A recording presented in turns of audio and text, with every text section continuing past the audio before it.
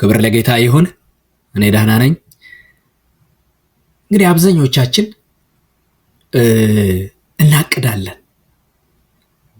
ብዙ ጊዜ ያው እቅድ የተለመደ ነገር ነው። በዓለም ላይ ሰዎች ያቅዳሉ። ስለ ጡረታቸው ያቅዳሉ። በጡረታ ጊዜ የሚያደርጓቸውን ነገሮች ካሁኑ ከወዲሁ ያቅዳሉ። ስለ ኑሯቸው ኢንሹራንስ ይገባሉ። በኢትዮጵያ መዲን ድርጅት እንደሚባለው መዲን ኢንሹራንስ እንደሚባለው በእኛ በዚህ አካባቢ ደግሞ ኢንሹራንስ የላይፍ ኢንሹራንስ አለ፣ የህይወት እንደዚሁም ደግሞ ኢንሹራንስ አለ፣ የጤና ኢንሹራንስ አለ፣ የመኪና ኢንሹራንስ አለ። የተለያዩ እቅዶችን ሰዎች ያቅዳሉ። የመዝናናትን ያቅዳሉ። በአመት ስንት ጊዜ ወዴት መሄድ አለብኝ ብለው ያቅዳሉ። ስኬቶቻቸውን ያቅዳሉ። ለመሳካት እንዲሳካልኝ ምን ላድርግ ብለው ያቅዳሉ። እቅዶችን ያቅዳሉ። ያው እቅድ የታወቀ ነገር ነው። እንግዲህ በህይወት ሰው ሲኖር ሁሉ ጊዜ ያቅዳል። ግን ስለ ህይወት ፍጻሜያችን ስንቶቻችን እናቅዳለን? ምናልባት በጣም ጥቂት ሰዎች ያቅዱ ይሆናል ስለ ሞት ቀናችን፣ ወይ ደግሞ ከሞትን በኋላ ስለምኖረን ህይወት፣ ስለሚቀጥለው ህይወት ስንቶቻችን እናቅዳለን? ለዛ ምን ማድረግ አለብኝ ብለን ስንቶቻችን እናቅዳለን? ምናልባት ጥቂቶች ብቻ ሊሆኑ ይችላሉ። መጽሐፍ ቅዱስ መክብብ 12 ላይ ያው እኛ የምንሸሸውን ጥያቄ ያነሳል። ያም ሁሉ ነገር ሲጠፋ በምድር ላይ ሁሉ ነገር ማብቂያ ሲኖረው ሲያበቃ የማያበቃለት ነገር ምንድነው? ወይ ደግሞ ሁሉ ነገር ሲጠፋ የማይጠፋ ነገር የሚተርፍ የማይጠፋ ነገር ምንድነው የሚለውን ነገር ያነሳል። እንግዲህ መክብብ 12 ከ1 እስከ 14 ባለው ክፍል ፈጣሪህን አስብ የሚለው ነገር የሚዘልቅ ይህ ስለሚቀጥለው ህይወት እቅድ ያለው ሰው የሚያደርገውን ነገር መጽሐፍ ቅዱስ በዚህ ክፍል ያስተምረናል። እስኪ ሁላችንም መክብብ 12 ከቁጥር 1 እስከ 14 ያለውን እናነባለን። የጭንቀት ቀን ሳይመጣ በጉብዝና ወራት ፈጣሪህን አስብ።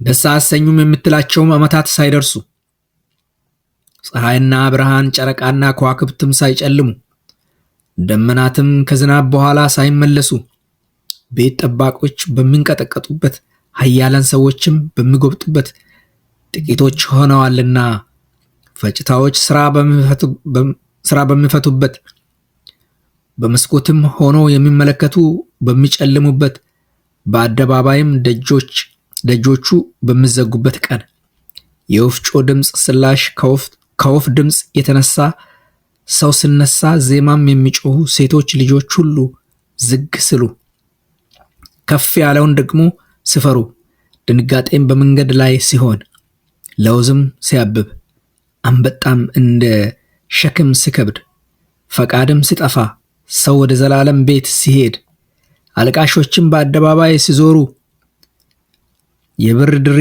ሳይበጠስ የወርቅም ኩስኩስ ሳይሰበር ማድጋውም በምንጭ አጠገብ ሳይከሰከስ መንኮራኩሩም በጉድጓድ ላይ ሳይሰበር አፈርም ወደ ነበረበት ምድር ሳይመለስ ነፍስም ወደ ሰጠው ወደ እግዚአብሔር ሳይመለስ ፈጣሪህን አስብ። ሰባኪው ከንቱ ከንቱ ሁሉ ከንቱ ነው ይላል። ሰባኪውም ጠቢብ ስለሆነ ለሕዝቡ ዕውቀትን አስተማረ። እርሱም ብዙ ምሳሌዎችን መረመረና ፈለገ አሰማም። ሰባኪው ያማረውን በቅንም የተጻፈውን እውነተኛውን ቃል መርምሮ ለማግኘት ፈለገ። የጠቢባን ቃል እንደ በሬ መውጊያ ነው፣ የተሰበሰቡትም ከአንድ እረኛ የተሰጡት ቃላት እንደተቸነከሩ ችንካሮች ናቸው። ከዚህም ሁሉ በላይ ልጄ ሆይ ተግሣጽን ስማ። ብዙ መጻሕፍትን ማድረግ ፍጻሜ የለው፣ እጅግ ምርምር ሰውነትን ያደክማል። የነገሩን ሁሉ ፍጻሜ እንስማ፣ ይህ የሰው ሁለንተናው ነውና። እግዚአብሔርን ፍራ፣ ትእዛዙንም ጠብቅ። እግዚአብሔር ሥራን ሁሉ የተሰወረንም ነገር ሁሉ መልካምም ቢሆን ክፉም ቢሆን ወደ ፍርድ ያመጣዋልና ይላል። እንግዲህ መጽሐፈ መክብብ የምደመድመው ገና ከመጀመሪያውኑ ሊያደርሰን ወደ ፈለገበት ዋና ነጥብ ላይ ነው። ያው ሰባኪው ኳሌት የምንለው ስለ ጥበብ፣ ስለ ተድላ፣ ስለ ስራ፣ ስለ ሀብት፣ ስለ ጊዜ እና ስለ ሰው ልጅ ድካም ከፀሐይ በታች እያለ በሚል ሰፊ ምርምር እያደረገ ቆይቷልና እና ሰፊ ምርምር እያደረገ ቆይቷል። ሰፊ ምርምር ካደረገ በኋላም አሁን ትኩረቱ እንደነዚህ የተከፋፈሉ ነገሮች ሳይሆን እነዚህን አስወግዶ በቃ በፍጥነት ማድረግ ስለሚገባን ነገር በግልጽነት ይናገራል። ቶሎ ማድረግ አሁን ማድረግ ስላለብን ነገር ይናገራል። ምዕራፍ 12 ላይ ምዕራፍ 12 በሁለት ዋና ዋና ክፍሎች ከፍለን ልናይ እንመለከታለን። የመጀመሪያው የእርጅና እና የሞት ቅኔያዊ መግለጫ ከቁጥር 1 እስከ 7 ያለው የእርጅና እና የሞት ቅኔያዊ መግለጫ ነው። ከቁጥር 1 እስከ 7 ያለው የሰው ልጅ ዕድሜ እየገፋ ሲሄድ የሚከሰተውን አካላዊ መዳከምና በመጨረሻ ሞት እንዴት እንደሚመጣ በስነ ጽሑፋዊ ውበት ባለው መንገድ ሲገልጽ ነው የምንመለከተው። በጣም ይሄ በሂብሩ ፓራላሊዝም በሚለው በውብ በሆኑ ቋንቋዎች በተለይ ፕሮስ ሳይሆን ይሄ ፖኤቲክ ግጥም ስነ ግጥም በጣም ውበቱ ከፕሮስ ወይ ከስድ ንባብ የበለጠ የሚያምር ነውና ልክ ይህንን የሚያምር ነገር ተጠቅሞ ነው የሚያስረዳ። የሰው ልጅ ዕድሜ እየገፋ ሲሄድ የሚከሰተውን አካላዊ መዳከምና በመጨረሻ ሞት እንዴት እንደሚመጣ ያው በስነ ጽሑፋዊ ውበት ይገልጻል ማለት ነው። ከቁጥር 1 እስከ 7 ከቁጥር 8 እስከ 14 ደግሞ የህይወት ትርጉም የመጨረሻ ማጠቃለያ ህይወታችን ትርጉሙ ምንድነው ማጠቃለያው ምንድነው የሚለው ነው። ከሰው ልጅ ልፋት ሁሉ በኋላ እንግዲህ ብዙ ከመስራት ብዙ ከመሆን በምድር ላይ ብዙ ነገሮች ከመሆን ሁሉ በላይ መጨረሻ ላይ የሚቀረው ዋናው ቁም ነገር ምንድነው? የመጨረሻ ነገር ምንድነው? እግዚአብሔርን ፍራ የሚለው ሐሳብ ማለት ነው። እግዚአብሔርን መፍራት ነው። በቃ የነገር ሁሉ ማጠቃለያ የነገር ሁሉ መደምደሚያ የሆነ ነገር ምንድነው? እግዚአብሔርን መፍራት ነው። ስለዚህ እነዚህን አመለካከቶች ሲናገር ተስፋ መቁረጥ ልንል አንችልም፣ ፔሲሚዝም አይደለም። ስለዚህ ፓስቶራል ሪያሊዝም ነው፣ ፓስቶራል ሪያሊቲ ነው። ይሄንን መናገር ያለበት ነገር ነው። በቃ ሰው ሁሉ ነገር ሲጠፋ አንድ ነገር ብቻ እግዚአብሔርን መፍራት ብቻ፣ በጉብዝና ወራት ፈጣሪን ማሰብ ብቻ፣ ይሄ ብቻ ዘላቂ እንደሆነ ወደ ዘላቂ ህይወት የሚመራው ይሄ ነገር ብቻ እንደሆነ ያስተምረናል። ስለዚህ ጊዜው ሳይረፍድብንና መጨረሻው ሳይመጣ አሁን በህይወት እያለን በጥበብ መኖር ይኖርብናልና በጥበብ እንኖራለን ካልን ማድረግ ያለብን አንድ ነገር ነው። እርሱም ፈጣሪን ማሰብ፣ እግዚአብሔርን መፍራት። ይህ የነገሮች ሁሉ ሁለንተና ነው። ስለዚህ የምዕራፍ 12 መልእክት እንግዲህ የእርጅናና የሞት ቅኔያዊ መግለጫ ነው። ከቁጥር 1 እስከ 7 የህይወታችን ትርጉም የመጨረሻ ማጠቃለያ እግዚአብሔርን ስለመፍራት ከቁጥር 8 እስከ 14 ይናገራል። እንግዲህ ይህንን ነው የምንመለከተው። ህይወት አጭር ደካማና በእግዚአብሔር ፊት ተጠያቂነት ያለበት ስለሆነች ፈጣሪያችንን በማሰብ በቃሉ በመኖርና እርሱን በመፍራት መኖር አለብን። የህይወት ፍጻሜ ከመምጣቱ በፊት እግዚአብሔርን በማሰብና እርሱን በመፍራት መኖር ያለብን ለምንድን ነው? አንደኛ የድካምና የሞት ቀናት ከምናስበው በላይ ፈጣን ናቸው ወይም በፍጥነት የሚመጡ ስለሆነ እግዚአብሔርን ማሰብ አለብን። በጉብዝና ወራት እግዚአብሔርን ማሰብ አለብን። ከቁጥር 1 እስከ 7 እንግዲህ በጉብዝና ወራት ፈጣሪህን አስብ ይላል። ቁጥር 1 ላይ በጉብዝና ወራት ፈጣሪህን አስብ። ይሄ ቁልፍ ሐሳብ ነው። የክፍሉ የምዕራፉ ቁልፍ ሐሳብ ነው። ይሄ አስብ የሚለው ቃል ማስታወስን ብቻ የሚያሳይ አይደለም። አስብ የሚል ቃል ከእግዚአብሔር ጋር ያለንን ቃል ኪዳናዊ ታማኝነት በቃ የህይወታችን ማዕከላዊ ስፍራ እግዚአብሔር መያዙን እግዚአብሔርን የህይወት ማዕከል የህይወታችን በቃ ሰንተር ማድረግ ማለት ነው። የህይወታችን ማዕከላዊ ስፍራ ማድረግ እግዚአብሔርን ይህንን የሚያሳይ ቃል ነው። አስብ ስል በጉብዝና ወራት ፈጣሪህን አስብ። እስኪ የእርጅና የቅኔያዊ ምሳሌዎችን ከቁጥር 2 እስከ 6 ያሉትን እንመልከት። ከቁጥር 2 እስከ 6 ያሉትን እንግዲህ በመጽሐፈ መክብብ ምዕራፍ 12 ላይ የሚገኙ እነዚህ ቅኔያዊ ምስሎች እርጅና በሰውነታችን ላይ የሚያመጣውን ለውጥ ያው በሚያምርና ጥልቅ በሆነ ሁኔታ የሚገልጽ ነው። ጥልቅ ባሉ ቃላቶች የሚገልጽ ክፍል ነው። ከሰውነታችን ክፍሎች ጋር እያያያዘ ማለት ነው። በተለይ እዚህ ክፍል ላይ የጨለማ ፀሐይ፣ ጨረቃና ከዋክብት ዳርከንድ የጨለሙ ዳርከንድ ሳን የጨለመ ፀሐይ፣ ጨረቃ፣ ከዋክብት የሚለው ዳርከንድ ሳን ሙን ስታርስ የሚለው ይህ ምስል በእድሜ በመግፋት ምክንያት የሚመጣውን የአእምሮ ብሩህነት ያንን የመቀነሱን የደስታ መራቅ ይሄ የማስተዋል መደብዘዝን የሚያሳይ ነገር ነው። ያ መደብዘዝን የሚያሳይ ነገር ነው። ሌላው የቤት ጠባቂዎች መንቀጥቀጥ የሚለው ትሬምብሊንግ ኪፐርስ ኦፍ ዘ ሃውስ የሚለው ቤትን የሚጠብቁትና የሚመግቡት እጆቻችን ናቸው አይደል? ስለዚህ የሚያመለክተው የእጆችን መንቀጥቀጥና የጥንካሬ ማጣት ነው። እና ኃይለኛ ሰዎች መጎንበሳቸው ስትሮንግ ሜን ቤንድ የሚለው የሰውነትን ክብደት ተሸካሚ ቀጥ አድርገው የሚይዙት እግሮቻችን ናቸው። እና ይህ የእግሮች መዳከም እና የጀርባ መጉበጥን የሚያሳይ ነገር ነው። ፈጭታዎች መቋረጣቸው ይላል። ይሄ ግሪንደርስ ሲዝ ምግብን የሚፈጩት ጥርሶች ናቸው። እንግዲህ ይህ የጥርስ መርገፍን ምግብን በሚገባ የመፍጨት አቅም ማጣትን የሚያመለክት ነገር ነው። ሌላ በመስኮቶች የሚመለከቱ መደብዘዛቸው ዊንዶውስ ዲም የሚለው መስኮቶች የሰውነት ብርሃን የሆኑት አይኖች ናቸው። እንግዲህ አይኖችም የአይን እይታ መዳከም፣ መፍዘዝ፣ ማየት ያለመቻል ያው ሰውነት እያረጀ ሲሄድ ይህን የሚያደርግ ማለት ነው። ደጆች መዘጋታቸው ዶርስ ሸት የሚለው ደጆች ለድምፅ ለግንኙነት መግቢያ የሚሆኑ ነገሮች ለምሳሌ በአፋችን እንናገራለን፣ በጆሮአችን እንሰማለን። የመስማት ችሎታ መቀነስ፣ ሰው ከውጭ ዓለም ጋር ያለው ግንኙነት እየጠበበ መሄዱን፣ ብቸኝነትን ያንን የሚያሳይ ነገር ነው። የሽምግልና ጊዜ የሚሆኑ ነገሮች ናቸው ማለት ነው። ያው ቅኔያዊ ምስሉን ነው ከአካላችን ጋር እያዛመደ የሚያሳየን ማለት ነው።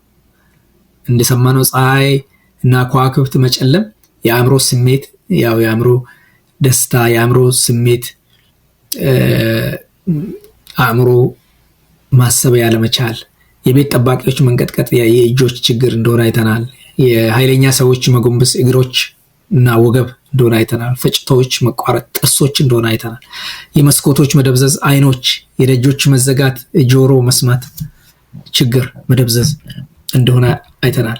ስለዚህ በመጨረሻው ቁጥር 6 ላይ የሚገኘው ምን ይላል? የብር ድር መበጠሱና የወርቅ ጽዋ መሰበሩ የሚለው ምስል ደግሞ በቃ ህይወት ያበቃለታል፣ ሞት ይመጣል ብሎ ሞትን የሚወክል ነገር ነው ማለት ነው። የብር ድር መበጠሱ፣ የወርቅ ጽዋ መሰበሩ ይሄ ሞትን የሚያሳይ ነገር ነው። ሞትን የሚያሳይ ነገር ነው። እንግዲህ ከእርጅና በኋላ ቀጥሎ የሚመጣው ሁለተኛው ነገር እርጅና ነው ማለት ነው። መዝሙር 90 ቁጥር 12 ላይ የጥበብን ልብ እናገኝ ዘንድ ዘመኖቻችንን መቁጠር አስተምረን ይላል። መዝሙር 90 ቁጥር 12 የጥበብን ልብ እናገኝ ዘንድ ጥበብ ይኖረን ዘንድ ማለት ነው። ዘመኖቻችንን መቁጠር አስተምረን። ምን ያህል ጊዜ ቀረኝ በምድር ላይ፣ ምን ያህል ነው ከዚህ በኋላ የሚኖረኝ ብሎ ማሰብ ትልቅ ነገር ነው። ህይወታችን ላይ እንድንዘጋጅ ያደርጋል። እግዚአብሔርን ማሰብ እንድንችል ወደ ፈጣሪያችን እንድንመለስ ያደርጋል። አንድ ጊዜ አንድ በጣም ውድና በጣም ከጥንት የሆነ የእጅ ሰዓት የነበረው ሰው ነበረና ይህ ሰዓት ያው ሰዓቱ ከትውልድ ወደ ትውልድ እየተላለፈ የመጣና በቃ ትልቅ ዋጋ ያለው ሰዓት ነው ለሰውየው። ሆኖም ግን አንድ ቀን ሰዓቱ በድንገት መስራቱን አቆመ። ሰውየውም እንግዲህ ወደ አካባቢ ወደ ነበሩት አሉ ወደ ተባሉ ሰዓት ይጠግናሉ ወደ ተባሉ ሰዎች ወሰደው ሰዓቱን። ሁሉም ሰዓቱን ከፍተው ከተመለከቱ በኋላ ውስጡ በጣም የተወሳሰበ ነውና ልናስተካክለው አንችልም በማለት መለሱለት። ከዛ ሰውየው ተስፋ በመቁረጥ ላይ ሳለ አንድ ነገሩት። አንድ በጣም ጎበዝ ያረጀ ሰው የቆየ ሰው አለ፣ የቆመ ሰዓት እንዲቀጥል እንዲሰራ የሚያደርግ ሰው ነው ብለው ነገሩትና ወደ እርሱ ሄደ። ሰዓቱን ሲያሳየው ሽማግሌው ሰዓቱን ገና አይቶ ፈገግ አለና ከፈትፈት አለገና በጥቂት ደቂቃዎች ሰዓቱ እንዲሰራ አደረገ። ይህ ሽማግሌ እንዴ በጣም ተገርሞ እንዴት እንደዚህ በቀላሉ ልታስተካክለው ቻልክ አለው። ብዙዎች እኮ ከአንተ በእድሜ ወጣቶች የሚሆኑ ዘመናውያን ነን የሚሉ ልጆች ወጣቶች እኮ ወስጄ መስራት አልቻሉም ስላቸው ሽማግሌው መልሶ እንደዚህ ያለው ይህ ሰዓት የተሰራው ከብዙ ዓመታት በፊት በኔ እጅ ነው። እኔ የዚህ ሰዓት ፈጣሪ ወይም የዚህ ሰዓት ሰሪ ስለሆንኩኝ እያንዳንዱን ትንሽ ክፍል ምን እንደሆነች እና የት መሆን እንዳለበት ጠንቅቄ ያውቃለሁ። በቃ እኔ ፈጣሪው ስለሆንኩ ማስተካከል የምችለው እኔ ነኝ፣ ሌላ ሰው ማስተካከል አይችልም። እያንዳንዷን ነገር አውቃለሁ አለ። በእውነት ይህ ምሳሌ ፈጣሪህን አስብ የሚለውን ነገር ህይወታችን ልክ እንደዛ ሰዓት ሲበላሽ ጉልበታችን ሲዝል ለመጨረሻው ሲቃረብ ከቁጥር 1 እስከ 7 እንዳየ ነው በቃ ሊጠግነን የሚችል ህይወታችን ትርጉም እንዲኖራት ሊያደርግ የሚችለው የሰራን ፈጣሪያችን ብቻ ነው፣ እርሱ ብቻ ነው። ስለዚህ ወደ እርሱ መመለስ አለብን። ይሄ ከንቱነት ያለመቻላቸው የዓለም ሰዎች ሰዓቱን ሊያስተካክሉ ሞከሩ፣ አልቻሉም ብዙዎች። ስለዚህ በራሳችን ጥበብና ሀብት ህይወትን ትርጉም ለማልበስ ብንሞክርም መጨረሻው ከንቱ ነው የሚሆነው፣ ድካም ነው የሚሆነው። ስለዚህ ወደ ፈጣሪያችን መመለስ ነው ያለብን፣ ፈጣሪያችንን ማሰብ ነው ያለብን። እንግዲህ እንዳየነው ሰዓቱ ወደ ሰራው ወደ ዛሽ ሽማግሌው እንደተመለሰ፣ ወደ ሰሪው ሰዓቱን ወደ ፈጣሪው እንደተመለሰ እኛም ቃሉን በመስማትና እርሱን በመፍራት ወደ ፈጣሪያችን መመለስ አለብን። ምክንያቱም የህይወታችንን እያንዳንዱን ገጽ የሚያውቀው እርሱ ብቻ ነው። በቃ እርሱ ብቻ ስለሆነ ወደ እርሱ መመለስ አለብን። ስለዚህ በጉብዝናችን ወራት ፈጣሪያችንን ማሰብ ይኖርብናል። ስለዚህ የሆነ የተበላሸ ነገር በህይወታችን ላይ የተበላሸ ነገር፣ በኑሯችን ላይ የተበላሸ ነገር፣ በሰውነታችን ላይ የተበላሸ ነገር በገዛ እጃችን ለመጠገን ብንሞክር ድካም ነው የሚሆነው። ከዛ ይልቅ ወደ ሰሪያችን ወደ እግዚአብሔር መመለስ ይኖርብናል። ወደ ሰሪያችን ወደ ሰራን ወደ አምላካችን ወደ እግዚአብሔር መመለስ ይኖርብናል። እንግዲህ ህይወት አጭር ደካማና በእግዚአብሔር ፊት ተጠያቂነት ያለበት ስለሆነች ፈጣሪያችንን በማሰብ በቃሉ በመኖር እና እርሱን በመፍራት መኖር አለብን። የህይወት ፍጻሜ ከመምጣቱ በፊት እግዚአብሔርን በማሰብና እርሱን በመፍራት መኖር ያለብን ለምንድን ነው? ሁለተኛ ነጥባችን ከእግዚአብሔር ውጪ ያለው ነገር ሁሉ በመጨረሻ ከንቱ ሆኖ ስለሚገኝ በጉብዝና ወራታችን እግዚአብሔርን ማሰብ አለብን። ከእግዚአብሔር ውጪ ያለው ነገር ሁሉ የትኛውም ነገር በመጨረሻ ከንቱ ነው። በቃ ከንቱ ስለሆነ እግዚአብሔርን ማሰብ አለብን። ቁጥር 8 ላይ በዚህ ክፍል ላይ ቁጥር 8 ላይ ከንቱ የከንቱ ከንቱ ይላል ሰባኪው። ሁሉ ከንቱ ነው ይላል ሰባኪው። ኮሌቱ ጸሐፊው ከንቱ ነው ይላል። ሁሉም ከንቱ ነው የሚለው የመክብብ መጽሐፍ እንደ ማጠቃለያ ሐሳብ ነው። ሁሉ ከንቱ ምዕራፍ 1 ስትመለከቱ ሁሉ ከንቱ እያለ ይናገራል። ስለዚህ ያለ እግዚአብሔር የሚደረግ ማንኛውም ዓለማዊ ጥረት፣ የትኛውም ዓለማዊ ጥረት መጨረሻው ባዶ ነው። ለምሳሌ ተድላና ደስታ ይጠፋሉ። ፕሌዠር የምንለው ፌድ ያደርጋል። ፌድስ በምድር ላይ የምናገኘው ጊዜያዊ ደስታ ዘላቂ እርካታን ሊሰጠን አይችልም። የሰው ጥበብ ይወድቃል። ዊዝደም ፌልስ። የሰው ልጅ ጥበብ ለህይወት መሰረታዊ ጥያቄዎችና ለሞት ፍጹም መፍትሄ ማግኘት አይችልም። ስኬቶች ያልናቸው ነገሮች ያበቃሉ። አቺቭመንትስ የምላቸው they end። ስለዚህ በህይወታችን የገነባናቸውና የለፋንባቸው ዓለማዊ ስኬቶች ሁሉ ከኛ ጋር የሚዘልቁ አይደሉም ወገኖች፣ ከንቱ ናቸው። ዝና እንኳን ይረሳል። ሬፒቲሽን የሚለው ዲስአፒር ያደርጋል፣ ይረሳል።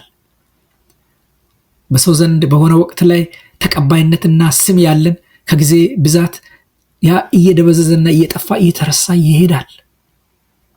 ስለዚህ ህይወት በአጠቃላይ ያለ እግዚአብሔር ትርጉም የላትም። ይልቁንም ሁሉም ነገር እንደ ጉም ይበናል። it evaporates። በማርቆስ 8:36 ላይ በማርቆስ ወንጌል ምዕራፍ 8 ቁጥር 36 ላይ የሚገኘው ጥቅስም ይህንን ነው የሚያጠናክርልን። ሰው ዓለምን ሁሉ ቢያተርፍ ነፍሱን ግን ቢያጎድል ምን ይጠቅመዋል? ግኖቼ በዚህ ክፍል እኮ የከንቱ የሚለው እንደ ሰለሞን ከሰለሞን ጋር ግንኙነት ያለው ሰለሞን ከሆነ ሰለሞንን ህይወት አይታችኋል። በምስቶች ደረጃ 700 ምስቶችና 300 ቁባቶች ያሉት ሰው ነው። በእውቀት በጥበብ በዓለም ካሉት ሰዎች ሁሉ የሚበልጥ ነው። በሀብት ከሰው ሁሉ የሚበልጥ ነው። በሁሉ ነገር እንግዲህ የተሳካለት ሰው ከሰለሞን። ስለ ልብስ እንኳን ስናገር አበቦችን ሰለሞን እንኳን እንደነዚህ አበቦች አልለበሰም ብሎ ሰለሞንን ሀብቱን ከፍ አድርጎ ይናገራል። በአዲስ ኪዳን እንኳን ማቴዎስ ወንጌል ምዕራፍ 6 ላይ ወገኖቼ ይህ ሰለሞን ሁሉን ያየ በቃ ያላየ ነገር የለም በምድር ላይ። አለ የተባለን ተድላ፣ አለ የተባለን ሀብት፣ አለ የተባለን ደስታ ሞክሯል። ያልሞከረው ነገር የለም። ይህ ሰው ሁሉ ከንቱ ነው። በቃ የነገሮች ሁሉ ፍጻሜ እግዚአብሔርን መፍራት ነው ይላል። እንግዲህ ይህ ሰው እንደዚህ ካለ እኔና እናንተ ደግሞ ምን ያህል ዓለም ከንቱ እንደሆነች ልናውቅ ይገባናል ወገኖች። ከሰለሞን ልንማር ይገባል። እንግዲህ አንድ ጊዜ አንድ በጣም ሀብታም የሆነ ሰው ነበርና ይህ ሰው በህይወቱ ሙሉ ትኩረቱን ያደረገው ሀብት በማከማቸት በዝናና በስልጣን ላይ ብቻ ነበር። ስለዚህ በሄደበት ሁሉ ሰዎች እንዲያደንቁት ይፈልግ ነበርና ለእርሱ ህይወት ማለት በቃ ባንክ ውስጥ ያለው ብዙ ገንዘብ ነው። ያው የገንዘቡ መጠን ነው። ሰዎች ሲያጨበጭቡለት ይህንን ይወድ ነበርና ይህ ሰው አንድ ቀን በጠና ታመመ። በሞት አፋፍ ላይ ሆኖ የቼክ ደብተሩን ይዟል። በቃ አጠገቡ ይዞ እንግዲህ በጣም ሙሉ የሆነ ነው፣ ብዙ ገንዘብ ያለው ነው። በጣም ብዙ ሚሊዮኖች ያለው ቼክ ይዟል። ግን ይሄ ቼኩ ይሄ ገንዘቡ በቃ ልሞት ተቃርቧል። ይሄ ሰው ያለፈውን ጊዜ ሊመልስለት አልቻለም። ያኔ ገንዘብ ሲሰበስብ ዝናን ሲፈልግ የነበረበትን ያንን የወጣትነት ጊዜውን ሊመልስለት አልቻለም። የነፍሱን ሰላም ሊገዛለት አልቻለም። ይህ ገንዘብ ሲሞት ራሱ ከሞት በኋላ ለምጠብቀው ፍርድ ራሱ ዋስትና ሊሆነው አልቻለም ይህ ገንዘብ። እና ይሄን ሰብስቦ ምንድነው ያለው ይህ ሰው በመጨረሻ ማለት ነው። ይህ ሰው በተለይ በመጨረሻ በሞቱ አቅራቢያ ህይወቴን በሙሉ በቃ ይህንን ባንክ የቼክ ደብተሬ ላይ ብዙ ገንዘብ እንድኖር ለመሙላት ስደክም ነበር። ቀንና ሌሊት እየደከምኩ ኖሬያለሁ። ነገር ግን አሁን ሳያው እንደው ያለ ፈጣሪ እርዳታ ደብተሬ ሙሉ ነው፣ ገንዘቡ ካልኩትም በላይ ሞልቷል፣ ግን ህይወቴ ግን ባዶ ናት አለ። ገንዘቡ ሞልቷል፣ ህይወቴ ግን ባዶ ናት። ግኖች ገንዘብ የህይወትን ባዶነት አይሞላም። ገንዘቡ ሙሉ ነው፣ ህይወቴ ባዶ ናት አለ። ለዚህ ነው መክብብ 12:8 ላይ የተጠቀሰውን ሁሉ ከንቱ ነው የሚለው። ሀብትና ዝና ይጠፋል። ልክ በምሳሌው እንዳለው ሰው ዓለማዊ ስኬትና ያው መቃብር ድረስ ብቻ ነው የሚያጅበን። እንግዲህ በመቃብር ቀለበት እንኳን ወይ ወርቅ አንገቱ ላይ ካለ እንኳን ይወልቅና ያቺ የከፈን ጨርቅ ብቻ ናት የሚለብሰው። ያን ሁሉ ጥሎ ይሄዳል፣ ጥለን እንሄዳለን። ህይወት ትርጉም የሚኖራት ከፈጣሪያችን ጋር ስንገናኝ ብቻ ነው። ከሱ ጋር ባለን ግንኙነት ነው፣ የቅርብ ግንኙነት ነው ህይወት ትርጉም የሚኖራት። ያለ እርሱ ስኬታችን ሁሉ እንደ ጭጋግ በኖ የሚጠፋ ነው ወገኖቼ። ስለዚህ ዛሬ ውሳኔ፣ ዛሬውኑ ፈጣሪን ማሰብን መወሰን አለብን። ለእርሱ መኖርን መወሰን አለብን። ነገ ከንቱነት እንደሆነ አውቀን ነገ ከንቱነት እንዳይሰማን ዛሬውኑ ፈጣሪያችንን ማሰብ፣ ዛሬውኑ ለእርሱ መኖርን መምረጥ መወሰን ይኖርብናል ወገኖች። ባዶ የማይሆነው እሱ ብቻ ነው። ህይወታችንን ለእርሱ ስንሰጥ፣ ፈጣሪያችንን በጉብዝና ወራታችን ስናስብ፣ ለእርሱ ክብር ስንኖር፣ እርሱን ስናገለግል ያኔ ባዶነት አይሰማንም። ሃሌሉያ። ሌላው ሁሉ ምድራዊ ነገር ከንቱ ነው፣ ጠፊ ነው፣ የከንቱ ከንቱ ነው። ህይወት አጭር፣ ደካማና በእግዚአብሔር ፊት ተጠያቂነት ያለበት ስለሆነች ፈጣሪያችንን በማሰብ በቃሉ በመኖር እና እርሱን በመፍራት መኖር አለብን። የህይወት ፍጻሜ ከመምጣቱ በፊት እግዚአብሔርን በማሰብና እርሱን በመፍራት መኖር ያለብን ለምንድን ነው? ሶስተኛ እና የመጨረሻው የእግዚአብሔር ቃል አሁን እውነተኛ ጥበብን በኋላ ደግሞ ተጠያቂነትን የሚያመጣ ወይ ደግሞ ስለምሰጥ እግዚአብሔርን በጉብዝና ወራታችን ማሰብ አለብን። ቁጥር 9 እስከ 14 ይህንን ነው የሚናገረው። ስለ እግዚአብሔር ቃል የእግዚአብሔር ቃልን ሚና ከቁጥር 9 እስከ 12 ይናገራል።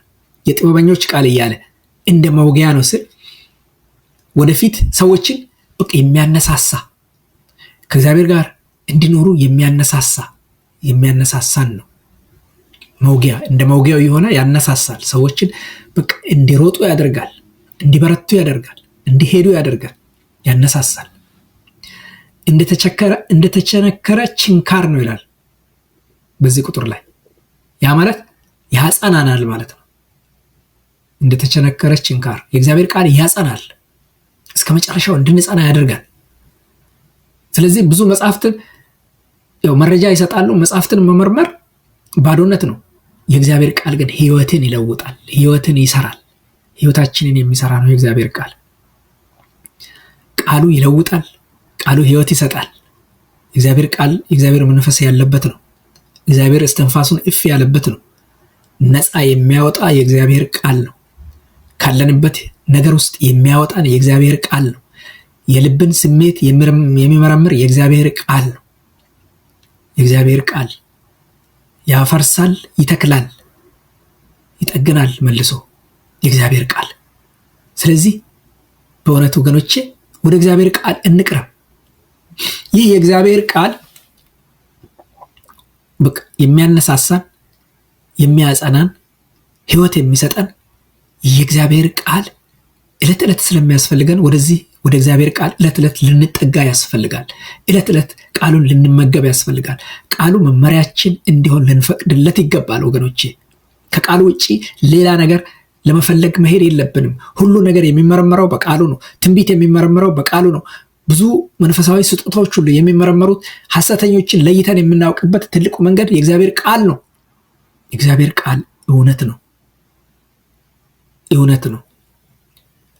ሪሌቲቭ ትሩዝ አይደለም። የእግዚአብሔር ቃል አብሶሉት ትሩዝ ነው። የእግዚአብሔር ቃል ፍጹም የሆነ እውነት ነው። ስለዚህ ቁጥር 13 እስከ 14 ደግሞ በእውነት ይህ ቃል የምናገረን ትልቅ ነገር ምንድነው? ከቁጥር 13 እስከ 14 እግዚአብሔርን ፍራ፣ ትእዛዙንም ጠብቅ። ይህ ለሰው ሁሉ ሁለንተናው ነው፣ ግዴታው ነው። በቃ ይሄ ለእግዚአብሔር ታዛዦች እንድንሆን የሚመራን የተቀደሰ ኑሮ እግዚአብሔርን እያከበርን እንድንኖር የሚያስተምረን ነው። በቃ ይህ ሰለሞን ኑሮውን ሁሉ ካየ በኋላ የሰው ሁለንተና እንግዲህ ምንድን ነው? ይሄን ሁሉ አየን፣ ነገር ሁሉ ከንቱ ሆነ። በመጨረሻ በቃ ማጠቃለያ አንድ ነገር ሰው የሚያስፈልገው ነገር ግዴታው የሆነበት ነገር አንድ ነገር አለ። እሱ እግዚአብሔርን መፍራት፣ ትእዛዙን መጠበቅ። ያ ማለት በቅድስና መኖር፣ እግዚአብሔርን ማክበር፣ ለእግዚአብሔር መታዘዝ፣ እግዚአብሔርን ማክበር ማለት ነው። እግዚአብሔር ስራን ሁሉ ወደ ፍርድ ያመጣዋል። ስራን ሁሉ ወደ ፍርድ ያመጣዋል። እግዚአብሔር ቸልተኛ አምላክ አይደለም። እግዚአብሔር በቃ ሁሉንም የምናደርጋቸውን በየቀኑ የምናሳልፋቸውን ነገሮች በቃ ቸል እያለ የሚያሳልፍ አይደለም። እግዚአብሔር እያንዳንዱን ነገር፣ እያንዳንዱን ንግግራችንን፣ እያንዳንዱን አስተሳሰባችንን፣ እያንዳንዱን ያሳለፍንበትን ነገር እግዚአብሔር ስራችንን ሁሉ የሰራነው ሁሉ ወደ ፍርድ ያመጣዋል። በዛ በፍርድ ቀን መልስ እንሰጣለን። ዮሐንስ ወንጌል ምዕራፍ 5 ላይ እያንዳንዳችን በፍርድ ቀን መልስ እንሰጣለን ይላል። ለምንናገረው መልስ እንሰጣለን፣ ለምናስበው መልስ እንሰጣለን፣ ለመልካሙም ለክፉ መልስ እንሰጣለን። ዛሬውኑ ለዚህ መልስ መዘጋጀት ይኖርብናል ወገኖች። እንዴት ነው የምንዘጋጀው? እንደ እግዚአብሔር ቃል ስንኖር፣ እግዚአብሔርን ስንፈራ፣ እንደ እግዚአብሔር ሐሳብ ስንመላለስ ነው። አንድ ጊዜ አንድ ታዋቂ አርኪቴክት፣ የህንፃ ባለሙያ ማለት ነው፣ ኢንጂነር፣ ያው ህንፃውን ፕላን አውጥቶለት ፕላኑን እያንዳንዱን ፕላን ማለት ነው ንድፉን ለአንድ ወጣት ገና ግራጁዌት ያደረገ ነው፣ ስራ ገና እንደጀመረ ላለ ብዙ ልምድ ያለው ሰው ይህንን ሰጠው። በጣም ውድ የሆነ ነው፣ የህንፃ ንድፍ ነው፣ ፕላን ነው። ይህንን ሰጠው። እንግዲህ እንዴት መሰረቱ መጣል እንዳለበት፣ ግድግዳው የት መሆን እንዳለበት፣ ጣሪያው ምኑ እንዴት፣ ቀለሙ ምን አይነት መሆን እያንዳንዱን ስቴፕ ባይ ስቴፕ እዛ ዝርዝር ጽፎ ሰጠው። ማለት ዝርዝሩን አውጥቶ ሰጠው። በብሉ ፕሪንት የሚባለው በብሉ ፕሪንቱ ማለት ነው። እንደዛ ሰጠው። ከዛ እንግዲህ ይህ ወጣት ህንፃውን ስራ አለውና ይህንን ሰጥቶት በዚህ መሰረት እኔ በነገርኩ መሰረት ስራ ብሎ ሄደ። እንግዲህ ይህ ወጣት ህንፃውን ሲገነባ ይህንን ንድፉን እሱ የሰጠውን የመጠቀምም ያለመጠቀምም እንግዲህ በእጁ ነው ያለው። እሱ ምን ብሎ ነው የሄደው? ህንፃውን እኔ በነገርኩ መሰረት ከሰራ ውብ ብቻ አይደለም የሚሆነው ጠንካራም ይሆናል ብሎ አረጋግጦለት ሰጥቶት ነው የሄደውና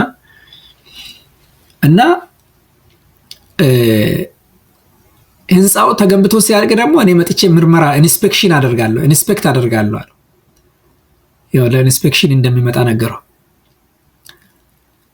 ስለዚህ ይሄ የሰጠው ማስጌጫ ብቻ አይደለም፣ በቃ በጠንካራ ግንብ መመዘኛውን ያሟላ ህንፃ እንደሚሆን ነው፣ ለዚህ የሚሆንን ነው የሰጠው ብሎ ሄደ። ይሄ እንግዲህ ወጣት ሁለት ምርጫ አለው። ወይም ንድፉን በየቀኑ እየተመለከተ እያየ በጥበብ መገንባት፣ ካልሆነም ተው እባክህ የሱን ንድፉን ተው ብሎ ትቶ የራሱን በራሱ ችሎታ በራሱ መገንባት። ግን መርማሪው ሲመጣ ይህንን አርኪቴክቱ ህንፃውን ለመገምገም ሲመጣ ምን ያህል ደከምክ አይደለም የሚለው፣ ህንፃውን እንደዚህ ያደረስክ እንዲህ ጥሩ አድርገህ ሰራህ አይደለም የሚለው፣ በሰጣው በዚህ ፕላን መሰረት ገንብተሃል ወይ ነው የሚለው። በሰጣው ፕላን መሰረት ይኸው በዚህ ፕላን እኔ በሰጣው ፕላን መሰረት ገንብተሃል ወይ ነው የሚለው። በእውነት ይህ በመክብብ 12:9 እስከ 14 ያለውን መልእክት በጥሩ ሁኔታ ያብራራልኛል። እኔ እንግዲህ ንድፉ ፕላኑ የእግዚአብሔር ቃል ለህይወታችን የተሰጠ ልክ ንድፍ እንደዛ ቁጠሩ፣ እንደ ፕላን እንደዛ እንደ አርኪቴክቱ ለልጁ እንደሰጠው ፕላን ቁጠሩ። በህይወት በቃ እያለን የሚመራን መሰረታችንን በቃ በክርስቶስ ላይ እንድንጥል ጥበብን የሚሰጠን ቃሉ ነው። ስለዚህ እንዳይፈርስ መሰረቱ የጸና ህይወት እንዲኖረን የሚያደርግ መሰረቱ የማይፈርስ ህይወት እንዲኖረን የሚያደርግ ቃሉ ነው። ስለዚህ በቃሉ ላይ ህይወታችን መተከል ይኖርበታል። ቃሉ እንደሚለን መመላለስ ይኖርብናል። ይህን እንማራለን። ከዚህ ኢንስፔክተሩ ይመጣል።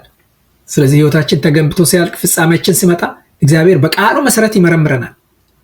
ፍርዱ እንግዲህ የሚመጣው እኛ በምንወደው ወይ እኛ በምናስበው መንገድ ሳይሆን እሱ በሰጠን በእውነተኛ ቃሉ ንድፍ መሰረት ነው። በቃሉ መሰረት ነው። በሱ ፕላን መሰረት ነው ፍርዱ የሚመጣው። ስለዚህ ነው በመደምደሚያ ላይ መደምደሚያ ብሎ እግዚአብሔርን ፍራ ትእዛዙንም ጠብቅ።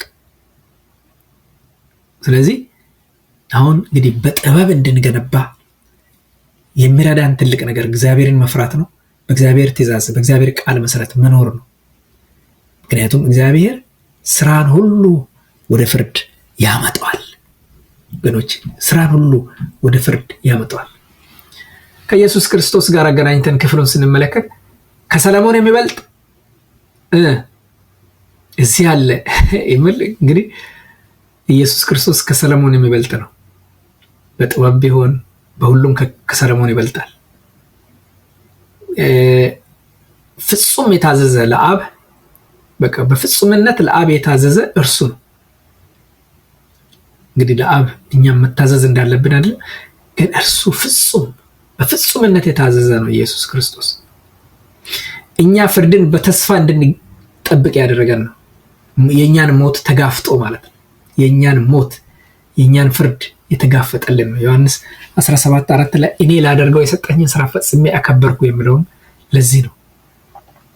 ብዙ ወገኖቼ እግዚአብሔርን ገና በጉብዝና ወራታችን አሁን አስገዳጅ ሁኔታ ሳይመጣ ያ የሽምግልና ጊዜ የሞት ጊዜ ሳይመጣ አሁን እግዚአብሔርን እናስብ። ለሚዘልቀው ዘለቄታ ላለው ነገር እንኖር፣ ለክርስቶስ እንኖር፣ ለሰማያዊ ኑሮ እንኖር እንጂ ለሚያብረቀርቀው በዚህ ምድር እንደ ጤዛ ጠዋት አይተን ከሰዓት ለሚጠፋ ነገር ህይወታችንን አንስት። ህይወታችንን ለእግዚአብሔር እንስት። እግዚአብሔርን ለመፍራት እንስት። እንደ እግዚአብሔር ቃል ለመኖር እንስት። ፈጣሪያችንን ለማሰብ በጉብዝና ወራታችን ፈጣሪያችንን ለማሰብ ይህንን እናስብ። ለዚህ እንኖር። ለዚህ ለሚጠፋ ለሚያብረቀርቅ ነገር ሳይሆን ማለት ነው። ስለዚህ በእግዚአብሔር ቃል መሰረት እንኖር፣ እግዚአብሔርን በመፍራት እንጂ እግዚአብሔርን የሚፈራ ሰው መጪውን ጊዜ አይፈራም። ምን ይመጣብኝ ይሁን ነገ ምን ይመጣ ይሁን ብሎ አይፈራም። በስጋት አይኖርም። ከስጋት ሁሉ አርፎ ነው የሚኖረው። ከመከራ ስጋት ሁሉ ያርፋል። እግዚአብሔርን የሚሰማ ሰው የሚሰማኝ በእርጋታ ይቀመጣል፣ ከመከራ ስጋትም ያርፋል ይላል። የሚሰማኝ እግዚአብሔርን የሚሰማ ሰው እግዚአብሔርን የሚፈራ ሰው ያርፋል፣ ከመከራ ስጋት ያርፋል። የሚሰማኝ በእርጋታ ይቀመጣል፣ ከመከራ ስጋትም ያርፋል። እንደ አንበሳ ይወጣል፣ እንደ አንበሳ ይገባል። እግዚአብሔርን የሚሰማ እግዚአብሔርን የሚፈራ ሰው። ኃጥእ ግን እየደነገጠ ይኖራል፣ እየበረገገ ይኖራል ኃጥእ። እግዚአብሔርን የሚፈራ ሰው ግን እንደ አንበሳ ተዘልሎ ይኖራል ወገኖቼ። ስለዚህ ሁሉ ነገር ሲገፈፍ፣ ማዕረግ፣ ክብር፣ ዝና ሁሉ ሲጠፋ፣ ጉልበት ሲደክም፣ ጭብጨባ ሁሉ ሲቆም አንድ ነገር ብቻ ይቀራል፣ አንድ ብቻ ይቆያል፣ አንድ ብቻ ይዘልቃል። አንድ ነገር ብቻ፣ እርሱም ፈጣሪያችንን በጉብዝና ወራታችን ማሰብ፣ እግዚአብሔርን መፍራት፣ ቃሉን መጠበቅ። የህይወታችን ሙሉ ትርጉም የያዘው ይህ ነው የህይወታችንን ሙሉ ትርጉም የያዘው ፈጣሪያችንን ማሰብ፣ ለእርሱ መኖር፣ ለእርሱ ክብር መኖር፣ እግዚአብሔርን መፍራት፣ እንደ ቃሉ መመላለስ። ይህ የህይወታችንን ትርጉም የያዘ ስለሆነ በዚህ እንድንኖር እግዚአብሔር ጸጋውን ያብዛልን። እግዚአብሔር ይባርካችሁ። ተባረኩ።